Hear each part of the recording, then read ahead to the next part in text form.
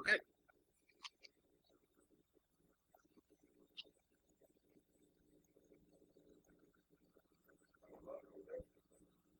Ready? Okay, thanks.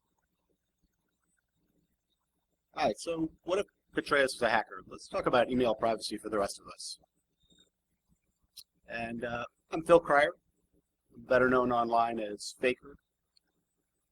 I consider myself an open source technologist, InfoSec researcher, and sometimes speaker, and privacy advocate. Now, last time I gave this talk, I covered some of the details at the end, and after going through so much stuff, I kind of want to, focus on things to think about during the talk as well as after. So, when I'm talking about email privacy, I want to talk about obviously the connection between you and your email service, which is standard HTTP process, but also security of the connection between mail servers when your mail is actually transferring over the internet using TLS. Also securing the content of your email, so it's like encrypting email before you send it. And of course, securing the storage of your email with disk encryption or other methods. So it's sort of privacy in email. Earlier this year, Woz had some interesting things to say about it, and basically pointed out that if you're mailing a letter, you have legal guarantees, but we don't have that with email. And so everything you send as email can be, viewable, and it's totally out there, unencrypted. He thinks the big companies and Google and Apple missed the opportunity by not including encryption, at least as an easier option to use in their clients. And then, so we look at mail, and we know that it's a violation of the federal law for anyone in the United States to open somebody else's mail. And in other countries, the constitutions guarantee more privacy than we have here. And they talk about controlling contents of one's mail or privacy is censorship and violates their civil rights. So let's look at some of the laws on email. Basically, in the U.S., there's really no constitutional guarantee on email privacy or correspondence just in general. There's the Fourth Amendment, but that gets down to a requirement of the reasonable expectation of privacy, which becomes kind of subjective. Email and other digital documents are protected by the Electronic Communications Privacy Act, and that was in 1986. And it's been criticized because there's not a lot of judicial review over demanding that consumers' information from internet providers.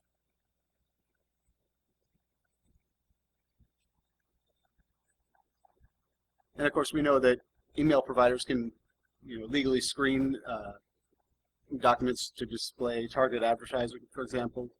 And if you're at a company and you're emailing, that email is actually property of the companies. And of course, we know more now that the government can do some sort of screening and with a perceived interest of national security on email.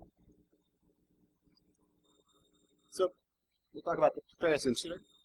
So we know the headlines. But what happened there?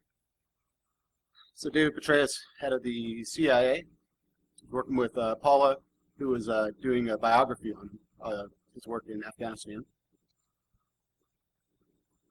Now, David and Paula were married to different people, but they still started a relationship that was inappropriate.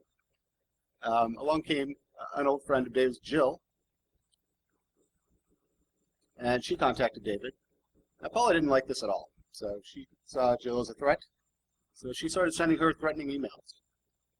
And this was a problem because Jill immediately got the FBI involved, and everything went south pretty quickly there. Petraeus went to the White House, where he promptly resigned. And I think this is a really good example of collateral damage, taking a military phrase, because he really wasn't the target of this at all, but he got brought down by it.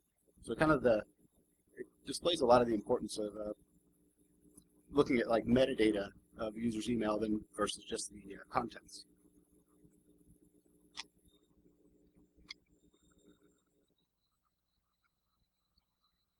And digging into it a little more, looking at how Petraeus was actually caught through all this, rather than sending emails back and forth and making this email trail, they kind of logged into a shared Gmail account and just saved their emails in the drafts directory. Of course, the FBI was able to get subpoenas and IP addresses and able to tie the accounts back to Paula Broadwell. And from there, they could look at hotel records and Wi-Fi access and this kind of stuff to basically tie it back and point it all to her.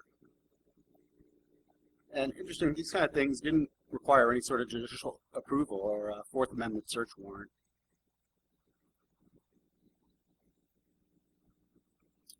Another thing with that, if the FBI was actually pursuing it as a counterintelligence inquiry rather than cyber stalking, that they'd have even more access to the data, even without a subpoena.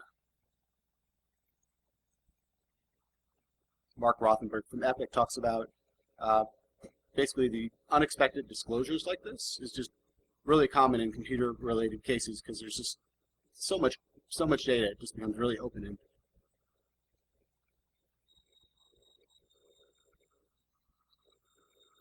So, Edward Snowden gives PRISM information. And so what was PRISM? Well, some of the documents we learned, the scope and the reach of the government's program to try to basically look at communications that people are sharing. And we also learned that about some really scary graphic design. Snowden talks about how people can become targeted from emails they send or even like a Facebook profile. And once that happens, they get PCAPs of the system's network. So they actually have the data. They can look at it, flag it if it's important, or really go through and screen it. He also said the NSA wants to get to the point where they can actually store all the metadata. And as we've seen, in a lot of cases, it's just more important than the content. XKeystore is a program they have that we learned about. Kind of just a front end for like different kind of database queries. They store things like chat, email, web browsing histories, and it makes it really easy for them to search through and pull up information on people. And one snippet we got in 2012, there's 41 million individual records collected in a month. And the emails get stored for 3 to 5 days, depending on if they're interesting. And if they're more interesting, they can be stored for up to 5 years. Snowden also pointed out that the U.S. is not the only, country doing this, and that the so-called Five Eyes, Canada, New Zealand, Australia, and the UK, really go beyond what the NSA is doing themselves. Bruce Schneider called in, and he points out that the NSA was collecting email and other data on activity of both Americans and foreigners. And that when the NSA were collecting this data, it was under a legal pretense, but when that changed, they basically changed the pretense. Meanwhile, FBI, the webmail providers, leave a lot of this wide open, as we talked about earlier, the unencrypted SMTP transfer of the email. It really leaves it wide open for the government or anybody to really read what you're talking about. Our researcher looked at, how different large webmail providers deal with this. Google was the best, but they were all, failing at some point. So all this private email is flowing through all these unencrypted links, making it really easy to snare or pull into databases. And we learned kind of more about this on the NSA is talking about the upstream data collection, just the fiber cables that we know the UK were hacking into. And again, they could just access all that stuff and put it in a database and search it later to find out what they want to from it. So it's important to remember that this is a part of the Bush mandate early on, but it went in 2 years at least with Obama. But they still want to go after Mr. Snowden.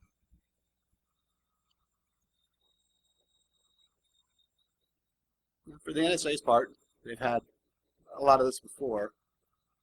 We learned recently the Stellar Wind program, which whistleblower Bill Binney came up with in the past, has actually been confirmed now from some Freedom of Information docs that have come out.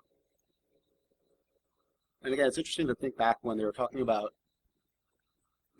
perceived spying, but they claimed it was all, for foreigners and people they were suspecting of terrorist activity. And again, the metadata can just tell you an awful lot. Who sends emails to whom, and IP addresses obviously can reveal locations, at least to a certain degree. Staying with the whole metadata idea, the MIT Media Lab had a program that was called Immersion, and it basically took your Gmail metadata and showed you what they could make of it. It's really cool. I mean, it came up with this weird interconnected map of people. And I ran through this. You have to give them permission to look at your metadata. I ran this, and it was just amazing, the cluster of people that got together. And then links between people that I didn't know knew each other. I mean, that happens online too, but I mean, just from my emails, I couldn't see that happening, but there it was. It's really bizarre. And the researchers really commented that they thought metadata was more important. It was more emotional, connections between people. The other thing with the NSA, they talk about encrypted or enciphered communications. Might be data they want to look at later. So even though most things they don't want to keep very long because they don't have the room for it, this is something that they can basically hold on to for as long as they like. Problem with that is, if they come across something that's illegal later, they can use that even though they didn't collect it for that purpose. It really goes against how it's supposed to be under the Constitution. So with all these disclosures, it's becoming clear that the government's really deliberately concealing a lot of its activities, and a lot of it is spying on innocent Americans. And it's really thanks to people like Thomas Drake and Bill Binney, Kurt Wiebe, and Edward Snowden that the public can really have this debate and bring up and question the government's motives. And those three were on a panel on the USA Today. It's actually a pretty interesting interview. It's a little brief, but good roundtable discussion. Covered a lot of things I didn't know. So the NSA is building a new data center in Utah.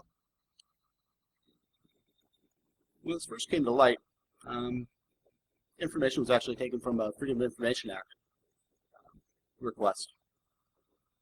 But it talks about the facility being a place that was committed to protecting the civil liberties of Americans and, of course, protecting the nation's cybersecurity. Of course, this was months before the leaks from Edward Snowden, so it was probably an easy sell back then.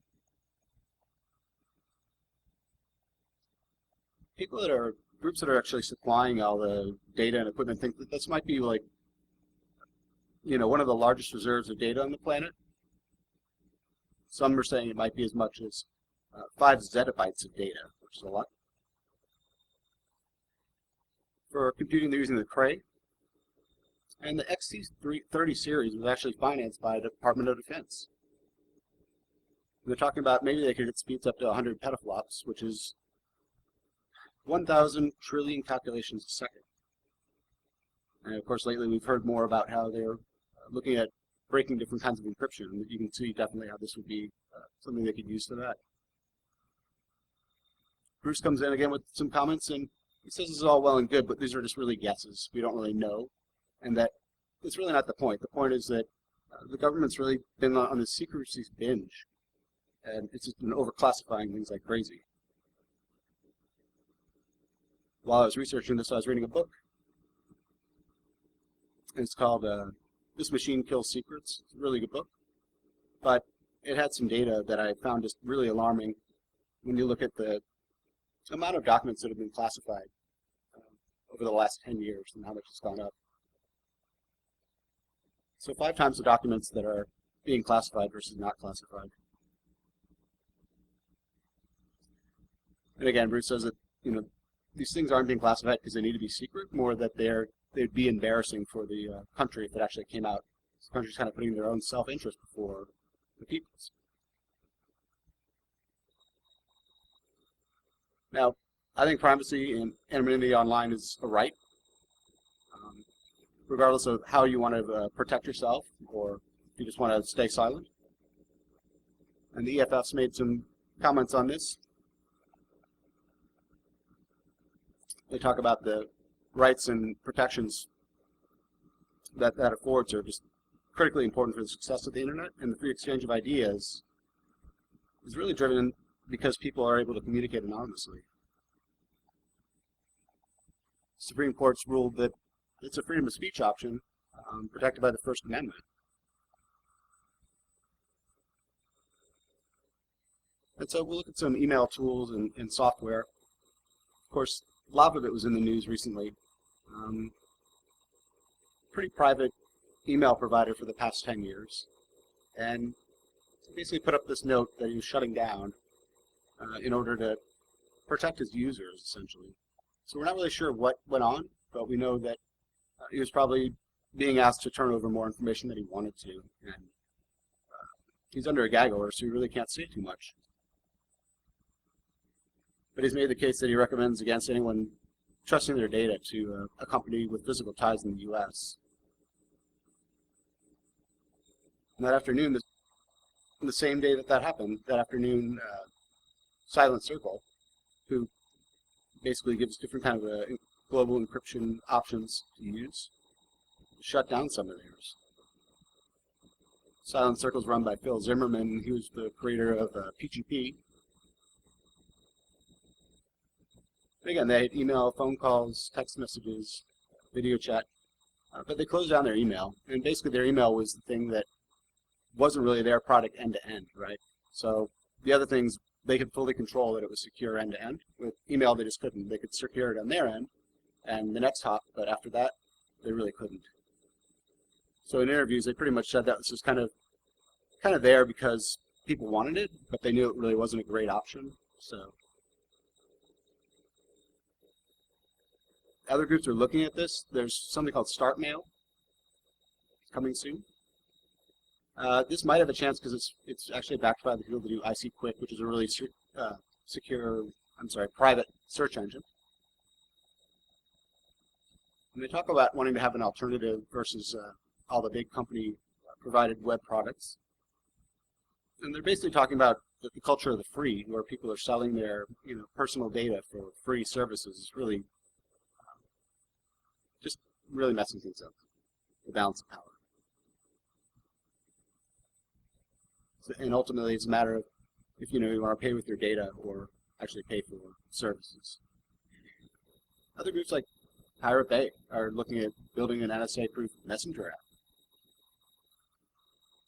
They talk about, in this day and age, we really shouldn't be doing anything unencrypted.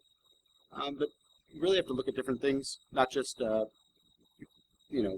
what company is dealing with it, but actually who runs the infrastructure and, legally what jurisdiction they're in. So .com's Mega actually is getting into the mix too, and he wants to get messaging with fully encrypted email. And there's other things like purpose-built privacy tools.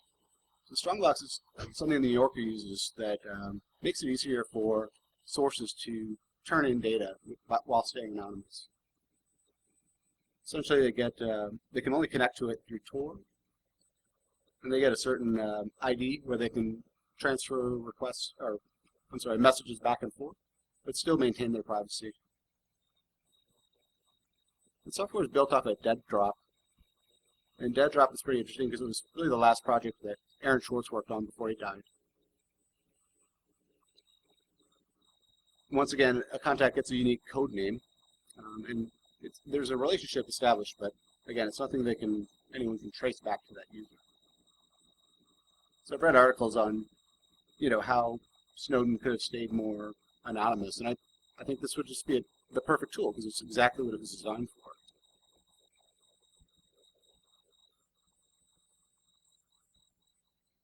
So we talk about companies having different privacy more focus on privacy in the laws than the US. So we looked at shipping email offshore.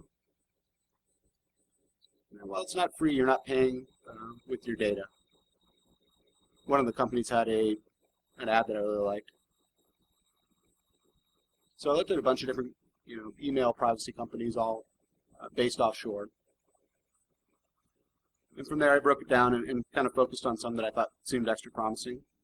Now they all, protect your personal data and don't collect data that you don't consent to. And they don't store the info longer than they should. And just in general, they don't pass on or sell any information and offer different kinds of encryption. So Shinjiro, essentially it's a partner of Hushmail, but they're based out of Malaysia. So they have different encryption toolkits and messengers that people can use. Mutemail. Some of the technical details they go into, they offer non-standard SMTP ports. The IP address and host names are scrubbed from the email headers. And they don't keep any records or IP addresses associated with any of the emails. Trilite, kind of the same thing. They claim the IP is never visible. They have offshore SSH tunnels. And then they offer different payment options. These are kind of interesting because they kind of go away from kind of the big, Visa or MasterCard options. So that can give you more privacy as well. And in the community, they contribute a lot of articles online, some interesting stuff, and they also list their public key on their site. And last, Mailbox. Again, they have all sorts of IP anonymization. They offer unlimited disposable email addresses. And logs are kept, but it's only for performance analysis or abuse prevention, but the IPs are never tied to any of the logs. They offer some two-factor auth with a hardware token. And it's really interesting. They don't request any information or require any identifiable information from you when you actually sign up for an account. And of course, if you pay by check or credit card, that's going to kind of null that. But again, they actually offer other options. So you can pay through Bitcoin or other ways. That way you don't have to reveal any information when you sign up for their service. So those are some I came across. But if you go to the trouble of looking into that, make sure you look at other ways to pay. Maybe avoid some of the more common ones. Finally, look at kind of resources for improvement or ways to DIY, make it better yourself. Of course, there's plenty of resources out there to go and learn about it. EFF has a great self-defense primer. Great article on Freedom of Press Foundation. This was actually written by an EFF staffer. A lot of good information. Rise Up has a great page about it, and they actually offer email services that definitely focus on privacy before anything else. And just in other realms, there's the Crypto Party. Basically just informal parties that go on around the world focusing on teaching each other encryption techniques. This is started by Asher Wolf, and if you don't follow her on Twitter, she's just a wealth of information on this.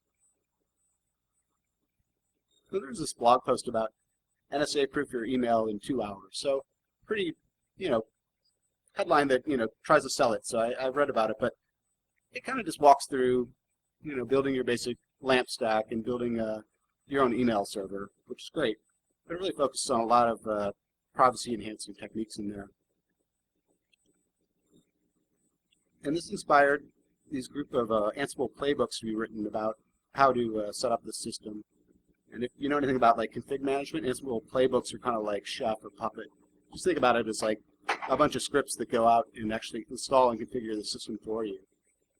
So I've installed all this before, but keeping it up to date is kind of a pain, and this would actually make that really easy. And then a group called Mailpile raised over $160,000 on their Indiegogo campaign recently.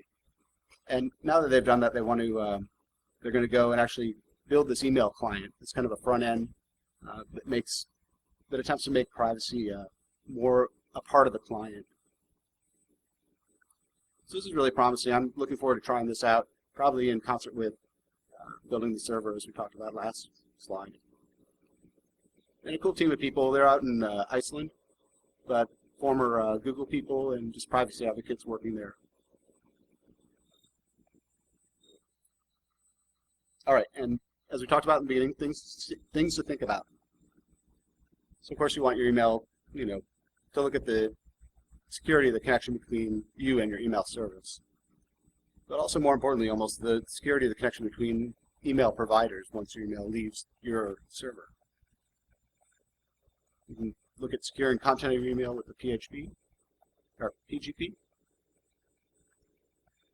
And of course securing storage of email offshore or actually building your own server. So we've learned a lot, especially over the past few months, what's going on. We kind of know what you're up against as far as privacy. And we know that privacy is not something that's really going to be built in. It's something you really have to add later and really think about how you're going to use it.